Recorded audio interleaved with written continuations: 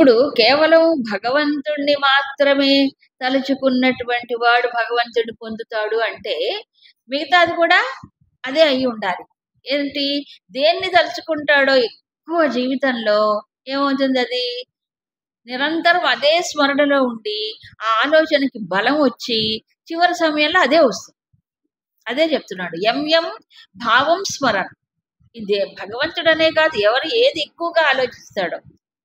ఎందుకని? సదా ఎల్లప్పుడూ దాన్నే తద్భావ భావిత. తద్భావం అంటే తస్మిన్ భావ, ఆ భావంలోనే ఎక్కువగా ఉంటాడు. కాబట్టి ఆ భావంలో నిలిచినప్పుడు ఏమవుతుంది? అదే స్మరణకు వస్తుంది. ఇది మనం మైండ్కి కాన్షియస్గా మనం ఇచ్చినటువంటి ఒక అభ్యాసమే. ఇది మన చేతిలోనే ఉంది. ఎక్కువగా ఏది తలుచుకుంటే అదే మాట మాటికి గుర్తొస్తుంది. మనం కొన్ని మర్చిపోతాం. ఎందుకు మర్చిపోతాం చెప్పండి? దాని గురించి దృష్టి ఉండదు. ఆ చెవులు ఇట్టించి ఇటు వదిలేస్తాం. మరపు ఎందుకు వస్తుంది? లేకపోతే ఒకటి, ఆ వినేటప్పుడు ఏకాగ్ర దృష్టి లేకపోవటం, దాన్ని శ్రద్ధగా లోపలికి తీసుకోకపోవడం ఒక్కటే మరపు కారణం, ఇంకేమీ లేదు. మరి స్మరణ, మిగతా విషయాలు ఎలా గుర్తొస్తున్నాయండి చెప్పండి? పనికిరానివన్నీ బాగానే గుర్తొస్తాయే. పైగా ఎప్పుడు మనం ఏదో మంచి పని చేసినప్పుడు అవన్నీ గుర్తొస్తాయి. అవి ఎందుకు గుర్తొస్తున్నాయి? ఇవి ఎందుకు మరపు వస్తున్నాయి? సింపుల్ లాజిక్ చెప్పండి. ఇది మనసే చేస్తుంది, అదే మనసే చేస్తుంది.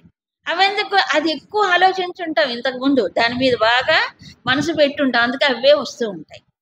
ఈ అవసరమైనవి మర్చిపోతూ ఉంటాం, అంతే. ఇప్పుడు ఇట్లా ప్రయత్నం చేస్తే ఏది, మనం ఏదైతే అనవసరమైన ఆలోచించి దానికి బలాన్ని ఇచ్చి అదే మాటి మాటికి మనసులో స్ఫురణకు వస్తుంది కదా. ఇప్పుడు ప్రాక్టీస్ మార్చుకోవాలి, అంతే. ఏం మార్చుకోవాలి? ఇప్పుడు ఏ భగవంతుడైతే నేను పొందాలనుకున్నానో ఆ భగవంతుడి యొక్క స్మరణే ఎక్కువగా చెయ్యాలి. అభ్యాసం అదే తద్భావం. ఆ భావంలో ఉంటే అదే స్మరణకు వస్తూ ఉంటుంది ఇదంతా. అప్పుడు ఏం జరుగుతుంది? చివరిలో కూడా ఆ భగవత్ స్మరణే వస్తుంది. అప్పుడు భగవంతుడిని పొందుతారు.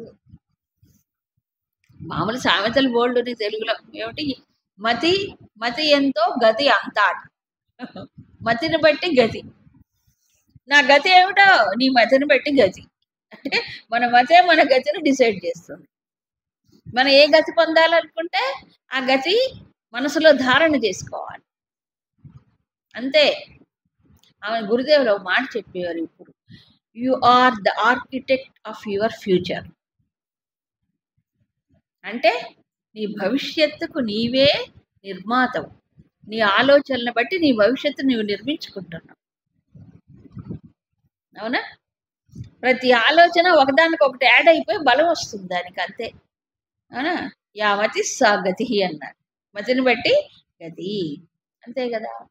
అప్పుడు మనం దేనికి బలాన్ని ఇస్తాం? ప్రిఫరెన్స్ దేనికి? అల్పమైన విషయాలకు ప్రాముఖ్యతనిచ్చి దాని గురించే స్మరణ చేస్తూ ఉంటే ఏమవుతుంది? అదే బలం. మాటికి అలాంటివే వస్తాయి. విచిత్రం ఏంటంటే వీటికి భలే సహకార భావం ఏది? ఈ విషయాలు. ఇప్పుడు ఏదైతే మనం ఎక్కువగా ఆలోచిస్తామేమో దానికి సంబంధించిన ఆలోచనలు ఒకదానికోటి చైన్ పోతుంది. చైన్ లాగుతుంది అంటారు చూడండి, ఆ చైన్ లాగు. కాబట్టి ప్రయత్నం అభ్యాసం అన్నారు. సో భావనకు బలం ఇచ్చింది ఎవరు? నేను ఎలా ఇస్తున్నాను బలం? మాటికి అది తలుచుకోవటం ద్వారా ఇస్తున్నాను. సపోజ్ నాకు అభ్యాసం ఉందనుకోండి, పిల్లలు ఉన్నారు, పరీక్షలు రాయాలి. రేపు మ్యాథమెటిక్స్ ఎగ్జామ్. ఇవాళ రాత్రి అంతా కూర్చొని లెక్కలు చేస్తే నాకు 100కి 100 మార్కులు వస్తాయా? 90 వస్తాయా? 9 కూడా రావు. ఎందుకు? రేపు పరీక్ష అయితే ఇవాళే పుస్తకం పట్టుకున్నాను. మనం కూడా అంతే. చచ్చిపోయే ముందు తలుచుకుందామంటే ఇట్లాగే ఉంటుంది. రేపు పరీక్ష అంటే ఇవాళ పుస్తకం పట్టుకున్నట్టు వస్తాయా మార్కులు? ఎంత మేధావంతుడైనా రాదు. కాబట్టి వాడు ఏం చేయాలి? సంవత్సరం చివరి పరీక్షల్లో వాడికి మంచి ర్యాంక్ రావాలంటే ఏం చేయాలి? యూనిట్ టెస్ట్ దగ్గర నుంచి, అసైన్మెంట్ దగ్గర నుంచి, ఏంటో ఎఫ్ఏలు, ఏమిటో చాలా సమ్మేటివ్, ఏమిటో ఎస్ఏ చాలా ఉన్నాయి. ఇప్పుడు వీటన్నిట్లో ఎప్పటికప్పుడు దాన్ని బాగా మా అధ్యయనం చేస్తే అప్పుడు మొత్తం అంతా ఉంటుంది. చివర్లో బాగా చేస్తాడు. ఇవేమీ చేయకుండా, పరీక్షలే రాయకుండా, చదవకుండా ఇక ముందు రోజు పుస్తకం పట్టుకుంటే టెన్షన్ మీకు వస్తుంది. అవునా కాదా? మనం చెప్తూనే ఉంటాం పిల్లలకి. మరి మనం ఏం చేస్తున్నాం?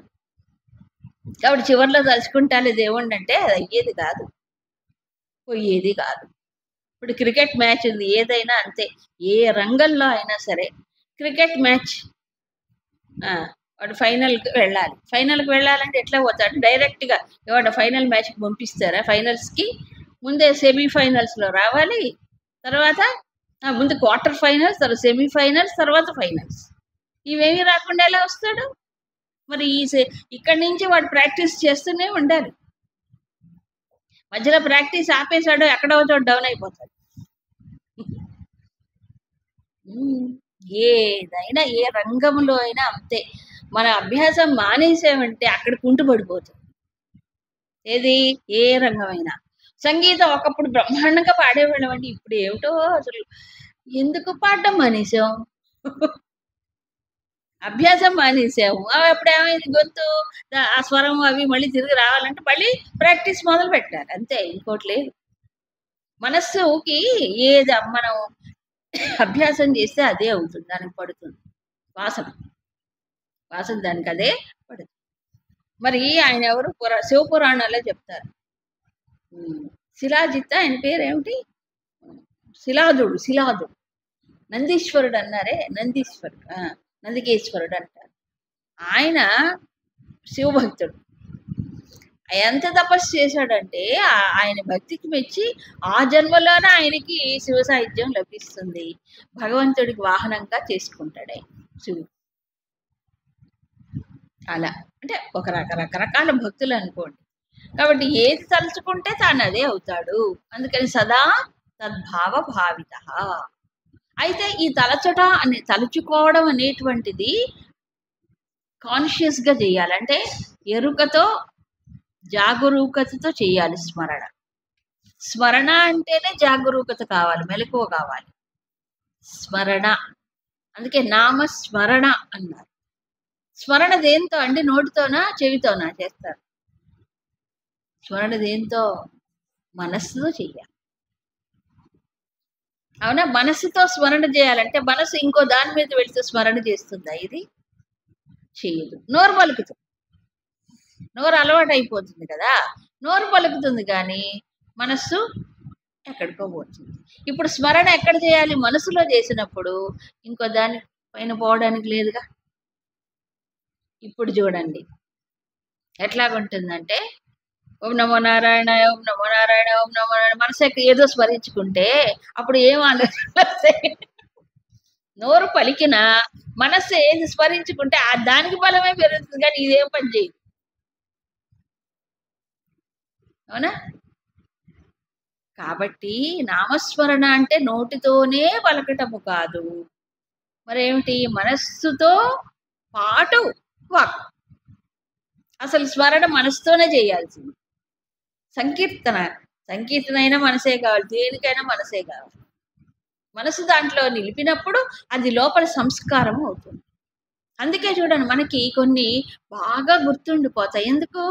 అది ఎక్కువ అభ్యాసం చేసి ఉంటాం, దాని మీద బాగా శ్రద్ధ పెట్టి ఉంటాం, మనసు లగ్నం చేసి ఉంటాం, అవి బాగా గుర్తుంటాయి మనకి. అలాగే ఇది కూడా మన అభ్యాసంలోనే ఉంది, ఇంకోటి లేదు.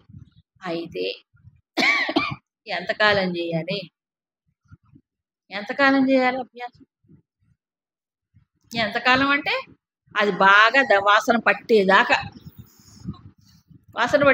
అంటే భగవత్ అధ్యాత్మ సంస్కారం. ఈ సంస్కారం లోపల ఎంతవరకు పట్టాలంటే అది కలలోని నామస్మరణ మరువ చక్కని తండ్రి పలుకే బంగారమాయే. అది సాధన. కలలో కూడా నిన్ను మరవని తండ్రి అన్నాడు రామదాసు. కలలో కూడా మరవకుండా ఉండాలంటే మెలకువతో చేసి అది సబ్ కాన్షియస్ లోకి వెళ్ళిపోవాలి. సబ్ కాన్షియస్ లోకి వెళ్ళిపోతే కళ్ళలో వస్తుంది. ఆ లోపల ఉంటుంది ఇంకోటి, దాంట్లోకి వెళ్ళిపోవాలి ఆలోచన సహజంగా. ఆ ప్రయత్నం ఏ విద్య అయినా అంతే, అస్త్ర విద్య. రేపు యుద్ధం అంటే ఇవాళ బాణం ధనస్సు బాణం పెట్టుకుంటే ఏం బాణాలు వేస్తాడు చెప్పండి? అవునా? ఎంత అభ్యాసం ఉండాలి, ఎంత దాని మీద పట్టు రావాలి. ప్లస్ అస్త్ర విద్యలు ముఖ్యంగా మంత్రముక్తమైన మంత్రంతో పనిచేస్తాయి అస్త్రాలు. ఆ మంత్రం మర్చిపోయాడు అనుకోండి ఫెయిల్, గురి తప్పింది అనుకోండి ఫెయిల్. ఎంత కాన్సన్ట్రేషన్ ఉండాలండి యుద్ధం చేసేవాడికి, ఎంత అభ్యాసం చేసి ఉండాలి. అర్జునుడు ఎంతెంత తపస్సులు చేశాడు ఆయన ఈ దివ్యాస్త్రాల కోసం, అవునా కదా? మరి అంత చేసావు కదా, ఇదైనా అంతే చెయ్యాలి. అవునా? అభ్యాసం అభ్యాసం ఎప్పుడు? బ్రతుకున్నంత కాలం చేస్తే అప్పుడు భావన బలం అంటారు దాన్ని. ఆ మిగతా అన్నిటికంటే దీనికి బలం వచ్చి ఏమవుతుంది, మిగతావన్నీ వెనక్కి పోతాయి, అది ఒక్కటే చివరికి వస్తుంది. అందుకు కులశేఖర ఆళ్వార్ అని ఒక విష్ణు భక్తుడు ఉన్నాడు. ఆయన భగవంతుడిని ప్రార్థన చేస్తాడు, చాలా బాగుంటుంది. కృష్ణత్వదీయ పద పంకజ పంజరాంతం అద్యైవ మే విశతు మానసరాజహంసః ప్రాణ ప్రయాణ సమయే కభవాత పిత్తైః కంఠావరోదన విధౌ స్మరణం కుతస్తే. స్వామి, ఓ కృష్ణ, తదీయ పద పంకజ పంజరాంతం, నీ పాదపద్మములనే పంజరములో మే మానస రాజహంస, నా మనస్సే అనే రాజహంసను ఇప్పుడే ప్రవేశపెట్టుకొని వస్తా. ఆ పంజరం అంటాడు, పంజరంలో ఉండి బిగిచి పెట్టే, ఇంక మళ్ళీ తలుపులు తెరవకు. అంటే నీ పాదములే నిత్య నిరంతరము స్మరించుకొని. ఎందుకు? ప్రాణప్రయాణ సమయం అంటాడు. ఇదే ఇక్కడ అదే, ప్రాణం వదిలిపెట్టి వెళ్ళిపోయే సమయంలో ఈ కఫవాత పిత్తములు కప్పివేస్తే స్మరణ రాదు, నోట మాట రాదు, గుర్తు కూడా ఉండదు. ఏం గుర్తు వస్తుందో, అవునా? కాబట్టి అది గుర్తు రావాలి, నోట్లో కనీసం అనగలగాలి, మనసులో అని స్మరించుకోవాలి కదా. వస్తుందో రాదో, ఆ సమయంలో ఏమొస్తుందో, ఏం అడ్డం పడుతుందో. అందుకని ఇప్పుడు ఏం చేస్తున్నాను, కాబట్టి ఇప్పుడే నేను చేస్తాను. ఇప్పుడే అద్యయేవ అంటే ఇప్పుడే, నేను కాన్షియస్గా మెలకువగా ఉన్నప్పుడే ఇవన్నీ ఇంద్రియములు, మనస్సు ఇవన్నీ ఆ మాట వింటున్నా. ఇప్పుడే నేను నా మనస్సు నీ యొక్క పాదపద్మం లేదు పూర్తిగా లగ్నం చెయ్యాలి అని కోరుకుంటాడు. పోస్ట్ పోన్మెంట్ కాదు. ఎప్పుడు వస్తుందో ఎవడికి తెలుసు మరణం? చెప్పి వస్తుందా, పిలిచి వస్తుందా, సడన్ గా పోతుంది. విజిటింగ్ కార్డు ఇచ్చి వస్తాడా యముడు? రాడు కదా. అందుకని రెండింటికి భయపడాలి. ఏం భయపడాలి? మృత్యువుకి భయపడాలి. ఎందుకు భయపడాలి? నాకు చావంటే భయం లేదు, కానీ ఎట్లా చూస్తాను అది, అవునా? ఏం తలుచుకుంటూ పోతానో. ఈ విషయంలో మాతాజీ చాలా ఒక మంచి ఉదాహరణ చెప్తారు. ఆయన ఎవరు? ప్రతి జీవికి స్వచ్ఛంద మరణం ఉందంట. అబ్బో నిజమా? అంటే నేను ఎప్పుడు కావాలంటే అప్పుడు చచ్చిపోవచ్చా? కాదు. స్వచ్ఛంద మరణం అంటే డేట్ కాదు, నువ్వు డిసైడ్ చేసుకొని చచ్చిపోలేవు, ఆ సమయానికే వస్తుంది మరణం. మరి ఎప్పుడు చచ్చిపోవాలనే దాంట్లో నీకు ఫ్రీడమ్ లేదు. ఎలా పోవాలి? ఈ ప్రాణం విడిచిపెట్టి పోయేటప్పుడు ఎలా పోవాలి? ఏ దృష్టితో పోవాలి? ఏ స్మరణతో పోవాలి? అది ఎవరి చేతిలో ఉంది? మనకుందా లేదా? ఇది స్వచ్ఛంద మరణం ఉంది కదా. ఎప్పుడు పోతాను నా చేతిలో లేదు, కానీ ఎలా నేను పోవాలి? విడిచిపెట్టేటప్పుడు ఎలా? ఏడ్చుకుంటూ, మొత్తుకుంటూ, ముక్కుకుంటూ, ఊలుకుంటూ పోవాలా? అదే భగవంతుడి యొక్క స్మరణలో ఆనందంగా వెళ్ళిపోవాలి. అవునా? ఇదంతా దేని చేతిలో ఉంది? అభ్యాసం. అయితే అందుకని భగవంతుడు తర్వాత శ్లోకంలో దీనికి వెంటనే చెప్తున్నాడు, ఏమని చూడండి. తస్మాత్ సర్వేషు కాలేషు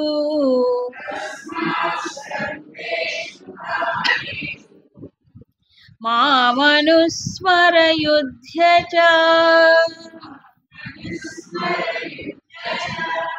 మయ్యర్పితమనో బుద్ధిః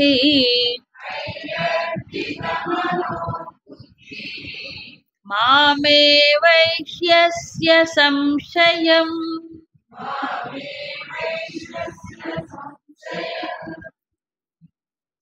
సర్వేషు కాలేషు మాం అనుస్మర. తస్మాత్, తస్మాత్ అంటే కాబట్టి, కాబట్టి అని ఎందుకన్నాడు?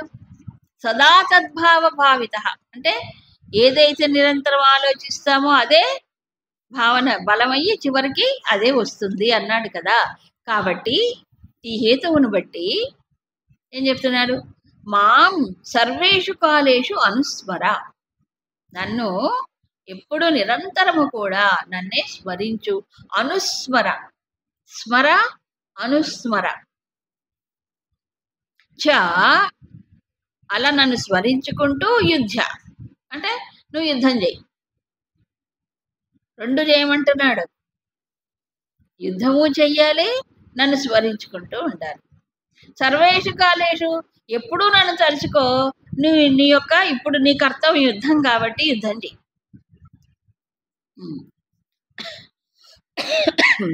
ఓహో, స్మరించుకోవడం అంటే ఏంటో చెప్తున్నాడు. మయ్యర్పిత మనోబుద్ధి, ఎవరైతే మనస్సుని బుద్ధిని నాకు అర్పిస్తారో అప్పుడు అసంశయం మామ్యేవే ఇష్యసి, అతను నన్నే పొందుతాడు. కాబట్టి భగవంతుడికి ఏం కావాలి? కొబ్బరికాయలు, ప్రసాదాలు, చక్ర పొంగళ్ళు, ఏమిటేంటో అవన్నీ ఇస్తాం. ఎందుకంటే ఈజీ కదా అవన్నీ ఇవ్వటం, కష్టమేం కాదు. మనస్సు బుద్ధి కావాలి, దాన్ని సమర్పణ చేయమన్నాడు. అది చేయడం వల్లనే మనిషి బాగుపడతాడు. ఇవన్నీ ఇస్తే దేవుడికి ఏమైనా అవసరం ఏంటంటే మనం ఇచ్చే వస్తువులు పరిపూర్ణుడైన పరమాత్మకు మనం ఏమి ఇవ్వాలి, ఏమి ఇస్తే ఆయనకి ఇది కలుగుతుంది. ఇదేంటంటే జీవుడు తాను ఏదో సఫలీకృత పుణ్యం వస్తుందనో లేకపోతే సమర్పణ భావన కోసం చేస్తాడు ఒక అభ్యాసంగా తప్ప ఆయనకి ఏమి ఇవ్వాలి? ఇవ్వవలసింది ఇది. ప్రతి చోట ఇది భగవద్గీతలు ఇదే చెప్తాడు. మయ్యర్పిత మనోబుద్ధి, నీ మనస్సు బుద్ధి నాకు అర్పణ చేయి, అప్పుడు నన్ను పొందుతావు. నిజమేగా? మనస్సు బుద్ధి ఆయనకు అర్పణ చేసినప్పుడు ఇక వీడిదంటూ ఏం ఉండదు, మనసు అక్కడే ఉంటుంది, అప్పుడు అక్కడే ఉంటాడు. అంతేనా? మనసు ఎక్కడుంటే మనం అక్కడ ఉన్నాం. కరెక్టా లేదా? అవునా? మనం ఇక్కడే కూర్చున్నాం, భగవద్గీత క్లాసులో వినాలనే కూర్చున్నాం, కానీ మనసు విజయవాడ, గుంటూరు, లేకపోతే వరంగల్లో, లేకపోతే హైదరాబాద్ పోయింది. ఎక్కడ ఉన్నట్లు? అక్కడ ఉన్నట్లే, ఇక్కడ ఉన్నట్టు కాదు. ఇక్కడ శరీరం ఉంది అంతే. అవునా? అందుకే అంటారు బాడీ ప్రజెంట్. శరీరాన్ని కూర్చోబెడితే ఏం లాభం? అట్లాగే భగవంతుడికి వస్తువులు ఇస్తే ఏంటి ప్రయోజనం? సో బాగుపడాలంటే ఏమి ఇవ్వాలి? మనస్సు, మనస్సు బుద్ధి రెండు. మనస్సులో భావన, బుద్ధిలో విచారణ. మనసులో ఏదైతే ఇష్టము ప్రేమ ఉంటుందో అది కావాలి. సో భగవంతుడు అంటే ఇష్టం ఉండాలి, ప్రేమ ఉండాలి. రెండవది భగవంతుడు అంటే మూర్ఖమైనటువంటి ఇది కాకుండా విచారణ, వివేక దృష్టితో ఎవరి భగవంతుడు కదా. ఇప్పుడు ఈ జ్ఞానం అంతా అందుకే ఇచ్చాడు. ఇలా స్మరించుకుంటూనే ఎప్పుడు ఎప్పుడు సర్వేషు కాలేషు. గురుదేవులు ఒక మాట చెప్పేవారు ఎప్పుడు, hours is not a Sunday religion or Friday religion. అంటే హిందూ ధర్మం అనేది, హిందూ మతం అనే మతం కాదుగా ధర్మం. అది మనది శుక్రవారంది కాదు, లేకపోతే ఆదివారం చేసేవి కాదు. మరి ఎప్పుడు రౌండ్ ద క్లాక్. అందుకే సర్వేషు కాలేషు మామనుస్మర. ఇప్పుడు పొట్టలో ఎన్నిసార్లు వేస్తున్నాం? మినిమం 5. 3 సార్లు ఆహారం, 2 సార్లు పానీయం మినిమం. ఇన్ బిట్వీన్ ఇంకా మళ్ళీ వాళ్ళ ఈ 5 కాకుండా మధ్యలో వాళ్ళ దీన్ని బట్టి, కెపాసిటీని బట్టి వేస్తూ ఉంటాం. అవునా కాదా? కనీసం అన్నిసార్లు వేయాలక్కర్లేదా? పొట్టకేమో వేసేస్తున్నాం. ఆ మనసు ఏం చేస్తున్నావు? మనసుకి ఏ ఆహారం వేస్తున్నావు మనం? అదిగో అవి ప్రపంచ విషయాల ఆహారం. మరి బలం దేనికి వస్తుంది చెప్పండి? ఏ ఏ ఆలోచనలు బలాన్ని పుంజుకుంటాయి? ఏం వేస్తే అవే బలాన్ని పుంజుకుంటాయి. మరి దేవుడు స్మరణ జరగాలంటే మరి అది వేస్తే కదా. నాకు అదే అనిపిస్తుంది. వాళ్ళు 5 సార్లు నమాజ్ చేస్తాడు. 5 సార్లు చేస్తారు కదా వాళ్ళు. మన 5 సార్లు అన్నము నీళ్లు మినిమం 5 సార్లు కదా. పొద్దున సాయంత్రం కాఫీ, మధ్యలో 3 సార్లు.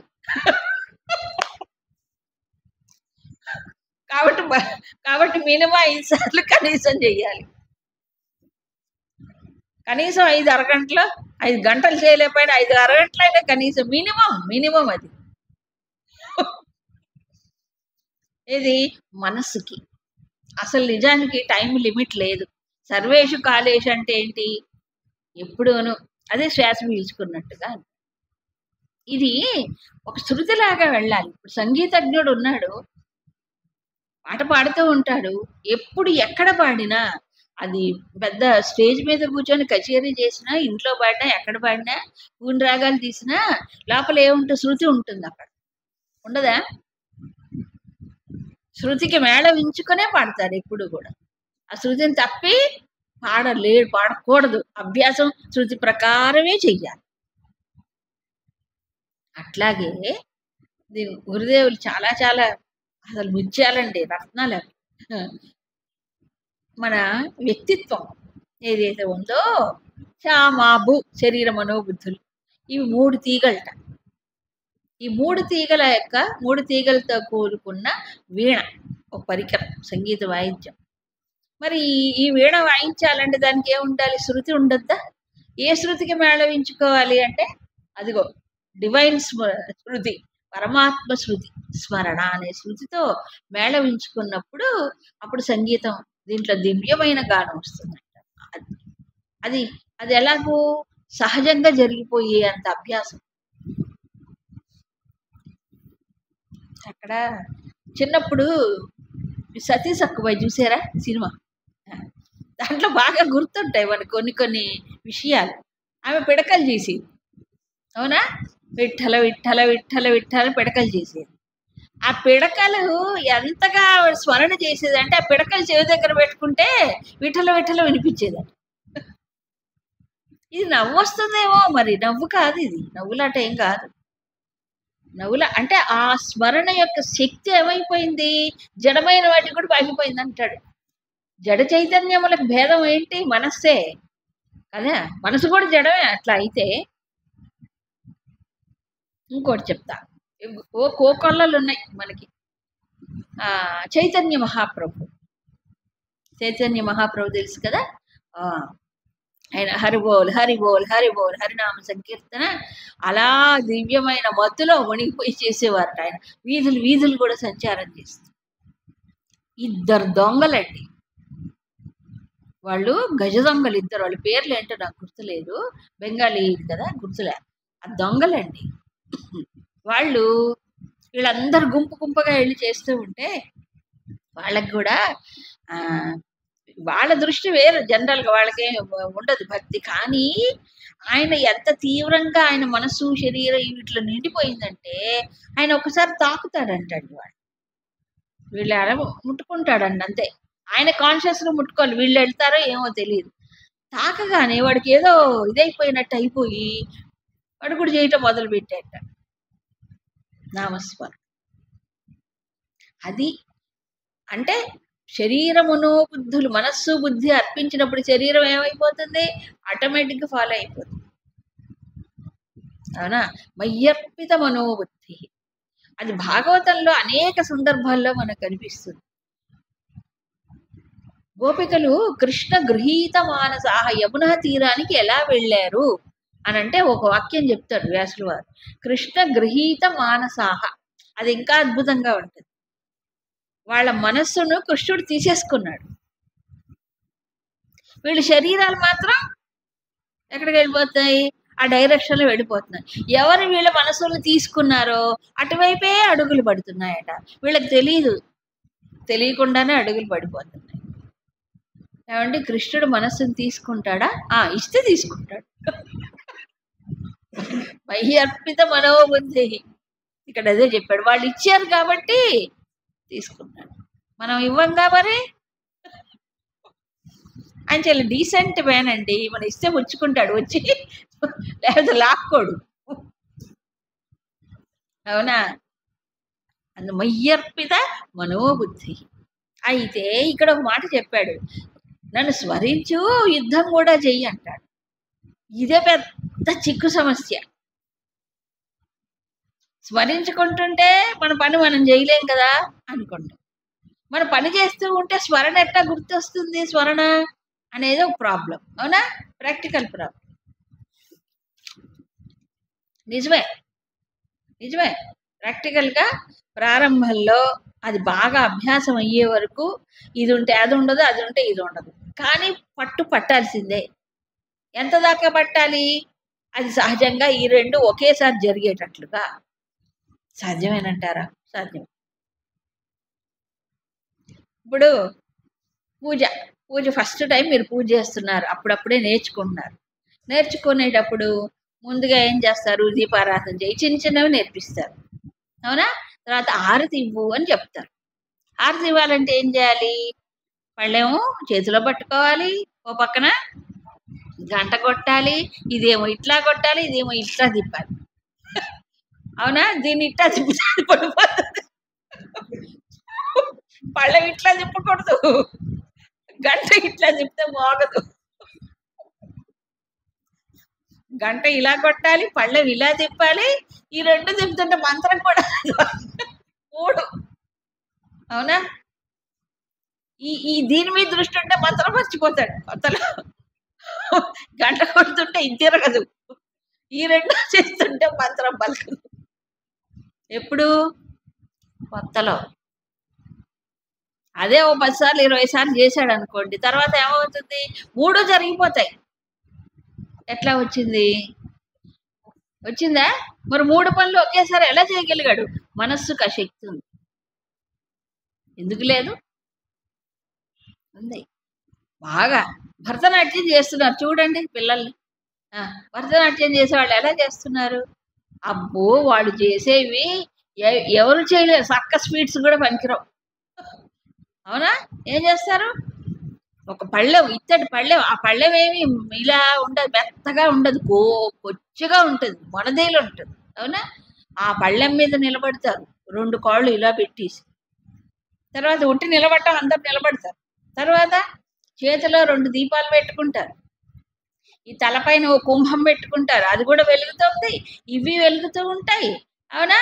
వాళ్ళు పాడే వాళ్ళు ఉంటారుగా, నటువాంగం ఏదో అంటారా, వాళ్ళు పాడుతూ ఉంటారు. అలా పాడుతూ ఉంటే దానికి అనుగుణంగా అడుగులు వేస్తూ ఉంటారు. ఒక పక్కన కళ్ళు తిప్పుతుంటారు. కళ్ళు తిప్పకుండా భరతనాట్యమే లేదు. అవునా? ఇలా ఇలా ఇలా ఎట్టంటే అటు వాళ్ళు స్టెప్ అని బట్టి కళ్ళు తిరుగుతూనే ఉంటాయి. అబ్బో, ఏం విన్యాసం అండి. అవునా? ఎంత విన్యాసం. చిన్న పిల్లలు చేస్తారు, జస్ట్ 11-10 ఏళ్ళ పిల్లలే చేసేస్తారు. ఎంత అభ్యాసం ఉండి ఉండాలి. ఇది ఒక్కసారిగా వస్తుందా? అసలు చేతిలో దీపాలు ఆరకుండా అంత ఇదిగా కదుపుతారు వాళ్ళు. మళ్ళీ వేగంగా కదుపుతారు, కానీ ఆరవు దీపాలు. మనం ఇక్కడి నుంచి అక్కడికి నడుస్తూ పోతే దీపం ఆరిపోతుంది. వాళ్ళు ఎగిరినా దీపం ఆరిపోదే, తిప్పినా దీపం ఆరిపోదే. ఈ 2 1 ఫీట్ అయితే ఈ తల కూడా కదులుతుంది. మళ్ళీ కదలకుండా ఇలా ఏం ఉండదు. మళ్ళీ తల కదులుతుంది, కళ్ళు కదులుతాయి, కాళ్ళు కదులుతాయి, చేతులు కదులుతాయి. అబ్బా, ఎంత ఏకాగ్రత కావాలి. అవునా కాదా? ఎంత అభ్యాసం కావాలి. మరి ఇది ఎలా సాధ్యమైంది వాళ్ళకి? అభ్యాసమేనా కాదా? కాబట్టి ఏమన్నారు? మాం అనుస్మర యుధ్యత. ఇవన్నీ ఒకేసారి జరుగుతున్నప్పుడు తన పనులు తాను చేసుకుంటూ భగవంతుని స్మరించుకోవడం సాధ్యం కాదా? ప్రపంచంలో చూస్తున్నాంగా. వాళ్ళు భలే చేశారంటాం, వాళ్ళని అభినందిస్తాం, కానీ మనకు మాత్రం ఎప్పుడు ఎట్లా స్మరించుకుంటారులేండి, అది పాడైపోతుంది. ఏం పాడైపోతుంది, నువ్వు స్మరించుకోవడం మొదలుపెట్టు, ఏం కాదు. అవునా? కాబట్టి ఇక్కడ గురుదేవులు ఒక మాట చెప్తారు. హిందూ ధర్మం, హిందూ ధార్మిక జీవనం అంటే ఎక్కడో ఒక చోట కూర్చొని అక్కడే భగవంతుడిని స్మరించుకోవటంతో పూర్తి కాదు. మరి ఏమవుతుంది, డే టు డే లైఫ్లో అంటే నిత్య జీవితంలో మనం చేసే కర్మలలో కూడా ఆ దివ్యత్వాన్ని మర్చిపోకూడదు. అదే అసలు జీవనం. లేకపోతే కర్మయోగం కాదు కదా. కర్మయోగం ఎట్లా అవుతుంది చెప్పండి? ఆయన మర్చిపోయి భగవద్ కర్మఫల సమర్పణ చేయుడు, స్మరించుకోడు, అప్పుడు ఎట్లా అవుతుంది కర్మయోగం? సో కర్మయోగం అంటేనే ఏమిటి? సమర్పణ చేయ, అంటే స్మరించుకోకపోతే సమర్పణ ఎవరికి చేస్తాం?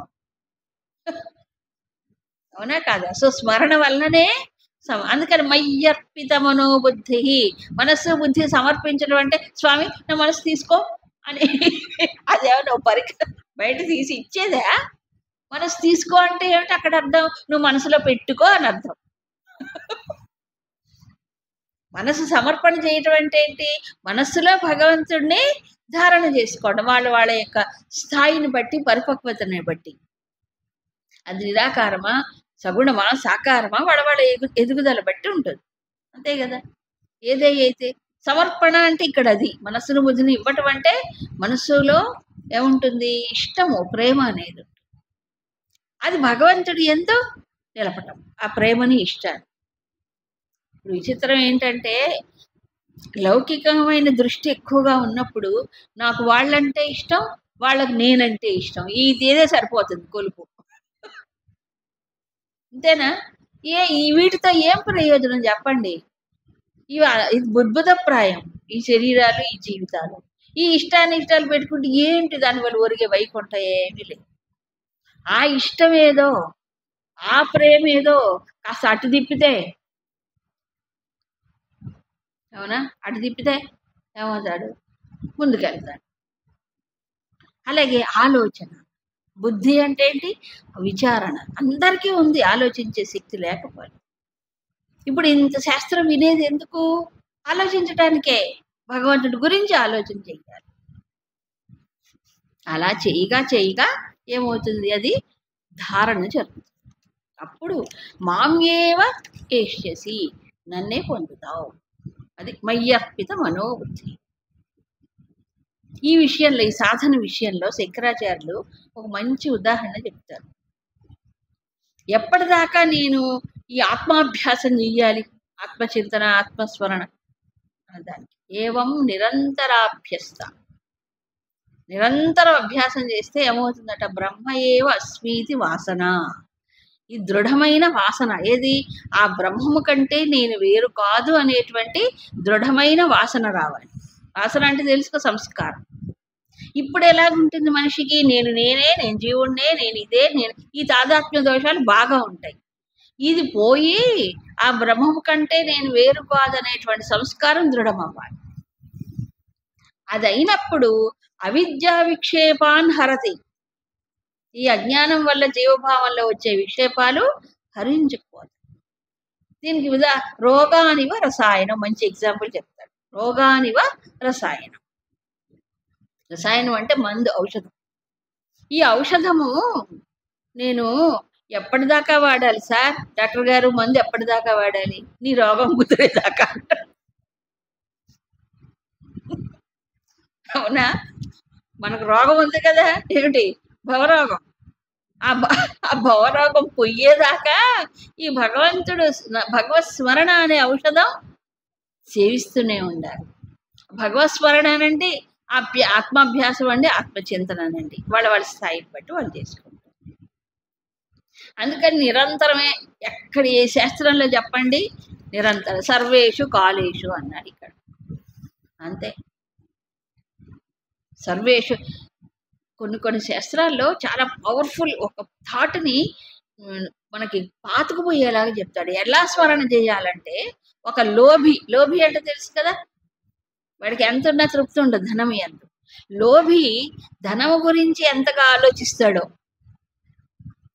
అవునా? లోభత్వం ఉంటే ఎప్పుడు ధనగతి చింతే, ధనమే ఎప్పుడు అదే, ఎప్పుడు లెక్క పెట్టుకుంటూనే ఉంటాడు. ఇది కాదు ఆ లెక్క, ఆ లెక్క ఉంటుంది, ఎప్పుడు లెక్కే.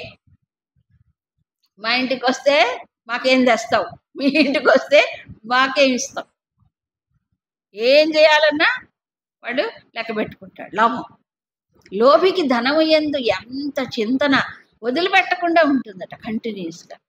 కామి, కామి అంటే కామ పురుషుడు, ఎవరైనా కామి ఎవరైనా కావచ్చు. కామగ్రస్త చిత్తం ఉన్నప్పుడు ఎవరి యందు ఉంటుందో ఆ ఇచ్ఛ వాళ్ళనే తలుచుకుంటాడు, ఇంకోటి గుర్తురా. అందుకే అది ఏమవుతుంది, కళ్ళు ఏంటి వాడు ఏమో అంటారు, కామంతో కళ్ళు మూసుకుపోయేయండి అంటాడు. నిజంగా మూసుకుపోతాయి, నిజంగా మూసుకుపోతాయి. ఎవ్వరు అటుపక్క ఇటుపక్క కనిపించరు, వాళ్ళకి ఎవ్వరు కనిపించరు. అవునా కదా? అంత పవర్ఫుల్గా ఒక కామి తన ఇష్టమైన వస్తువుని ఎలా తలుచుకుంటాడో, ఒక లోభి ధనాన్ని ఎలా తలుచుకుంటాడో అంతగా భగవంతుని తలుచుకో. సో అప్పుడు ఈ కామము కానీ ఈ లోభము కానీ భగవంతుడి వైపు తిప్పితే వాడు పైకి వెళ్ళిపోతాడు. నారదుడు చెప్పింది అదే. ఈ కామక్రోధ లోభ మోహాదుల్ని తన యొక్క విల్ పవర్ చేత, శక్తి చేత జయించలేడు. మరి ఏం చేయాలట వీటిని? తస్మిన్ ఏవ కరణీయం అంటే ఆయన ఎంత తిప్పాలి. ఆయన ఎంత అంటే భగవాన్. నీకు లోభం ఉందనుకో, అప్పుడు ఎంత స్మరణ చేసినా ఇంకా చెయ్యాలి చెయ్యాలని లోభం పెంచుకోవచ్చు, తృప్తి పనికిరాదు. నాకు ఇష్టం ఉంది దేనిపైన, ఆ ఇష్టం భగవంతుడు ఎందుకు, భగవంతుడిని కామించినటువంటి వాడికి ఇంకేముంది, ఇంకేం కావాలి? అదే కదా మోక్షకామం. భగవంతుని పొందాలంటే అదే, అదే ఇచ్చ ఉండాలి. అప్పుడు ఏమవుతుంది, అంత లోతుగా, అంత సహజంగా వెళ్ళిపోతుంది వాడికి. ఒక తల్లి తన పిల్లవాడిని రోజుకి ఎంతసేపు తలుచుకుంటుందండి? ఎంతసేపు? 1 గంట, ఒక అర్ధగంట, ఎప్పుడు అలాగే. అలాగే భగవంతుడు అంత సహజంగా ఇష్టంగా. సరే, ఇప్పుడు ఇలా స్మరణ చెయ్యాలి సర్వేషు కాలేషు అన్నారు. తర్వాత ఈ స్మరణ సాధ్యమా అనే ప్రశ్న వస్తుంది. దానికి సమాధానం